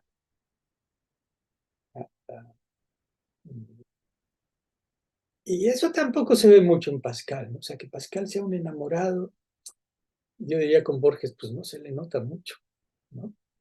La, pero sí, no lo niego, pues, pero no se le nota mucho. No es su rasgo característico, ¿no? No es un Francisco de Asís, precisamente. ¿Cómo ven? ¿Cómo ven? Me están dejando las personas que nos acompañan, ¿quién más quisiera? O tú, Jesús Carlos, querías. No sé si... Pues solo reforzar lo que habías mencionado hace un rato respecto de la interpretación de Pascal y de más bien estas interpretaciones cerradas y estas interpretaciones abiertas, es de continuar interpretando y no más bien ya dogmáticamente querer tenerlo interpretado. Sobre todo, pues, otra vez influenciado por mi lectura de Heidegger, su texto Hermenéutica, Ontología Hermenéutica de la Facticidad, eh, trata precisamente el tema de la hermenéutica, de esta interpretación, y la pone en el centro de la actividad filosófica, así como lo recordábamos hace un rato, más bien que intentaba recordar este talante filosófico con Heráclito, con Sócrates, etcétera, de este poros y penia, algo semejante le pasa al filósofo o al hombre en general, considera Heidegger, y, y dice al respecto que esta hermenéutica, que no entendemos muy bien qué quiere decir, sobre todo porque en nuestros tiempos está corrompido, se ha tomado prestado de la exegética bíblica para tratar de elaborarlo eventualmente como una metodología de abordaje de textos, lo cual se aleja del sentido original. Y el sentido original, dice él, pues lo alcanza, que se deja ver ya en Platón, se deja ver en Aristóteles, como el mensaje, como el comunicar el mensaje. Al finalmente llega en su historia esta hermenéutica a Agustín, dice él, que es el que produce la primera hermenéutica de gran estilo. Y al respecto dice, se pregunta con Agustín, ¿con qué armas ha de abordar el hombre la interpretación de pasajes de la escritura que no estén claros? Y responde, con el temor de Dios, con el cuidado único de buscar en la escritura la voluntad de Dios, formado en la piedad para que no se complazca en disputas verbales, provisto de conocimientos lingüísticos para que no se quede en suspenso ante palabras o locuciones desconocidas, dotado con el conocimiento de ciertos objetos y acontecimientos naturales que se incluyen a modo de ilustración para que no deje de ver su fuerza demostrativa, apoyada en el contenido de la verdad. Y eso es lo que dice. Entonces, quizá digamos, esta señal de la interpretación hecha en el temor de Dios es precisamente el no en la soberbia de creer estar seguros de que hemos encontrado, hemos descubierto, hemos dado con lo que se estaba buscando. Sí, así es. No, pues el Papa subraya en la encíclica y Paul Valadier también en este texto, Rigorismo contra libertad moral, al que he estado haciendo referencia, el hecho de que se trata de textos polémicos, ¿no? Las provinciales son un texto de combate y el propio San Agustín combatía contra los pelagianos, ¿no? Y Pascal combatía contra lo que él percibía como un neopelagianismo. Entonces, bueno, pues ahí hay ciertos excesos frente a los que hay que tomar una distancia hermenéutica también, ¿no? Y entonces, bueno, sí, subrayar que la carta apostólica tiene esta postura conciliadora, ¿no? Que se ha subrayado, y esta postura entonces amorosa, inclusiva del Papa que hay que saludar, ¿no? Que hay que eh, acompañar en la medida en que podamos, ¿no? ¿Alguien más quisiera decirnos algo? Yo solo subrayo lo que acabas de mencionar, aunque ese no sea Pascal. Sí, la cosa es un poquito más espinosa, ¿no? Con respecto a lo que comentabas sobre las luchas actuales, ¿no? En la iglesia también diría que desde el otro lado, digamos, hay esos ataques al Papa, ¿no? Por ejemplo, pensando en la iglesia alemana, que hay muchos que reivindican más reformas estructurales y más acomodación, digamos, al presente, y para eso también es ese llamado, yo creo, ¿no? Como mencionábamos del Papa, de no confiar demasiado en las estructuras o en lo que se podría volver ideología. Ujú. Ujú.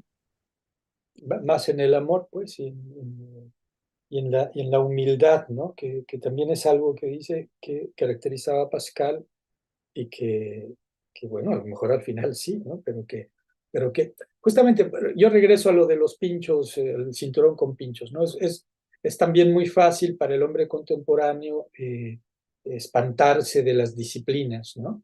Pero bueno, cada quien, ¿no? O sea, eh, a lo mejor mi vanidad no es tan grande como para que yo la tenga que estar pinchando, ¿no?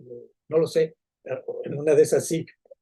Pero Pascal tenía esa lucha con su vanidad y él creía necesitar herirla de esa manera. Entonces yo como también es un poquito, también es un exceso de mi parte el juzgarlo por eso, ¿no? Porque incluso en alguna parte he argumentado yo eso contra precisamente los que se escandalizan de esas personas fanáticas que se flagelan, ¿no? Pues mira, Pascal lo hacía, ¿no? Y Pascal no es cualquiera, Pascal no es cualquiera, y lo hacía, ¿no?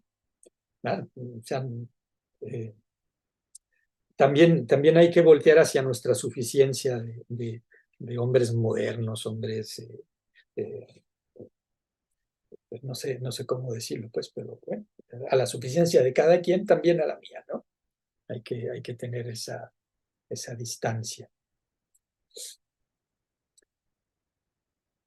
Pues ya hemos estado un par de horas de sesión. Si no hay ninguna intervención más, pues les agradezco en primer lugar a los ponentes, también a todas las personas que nos acompañaron en esta segunda sesión de nuestro seminario y congreso.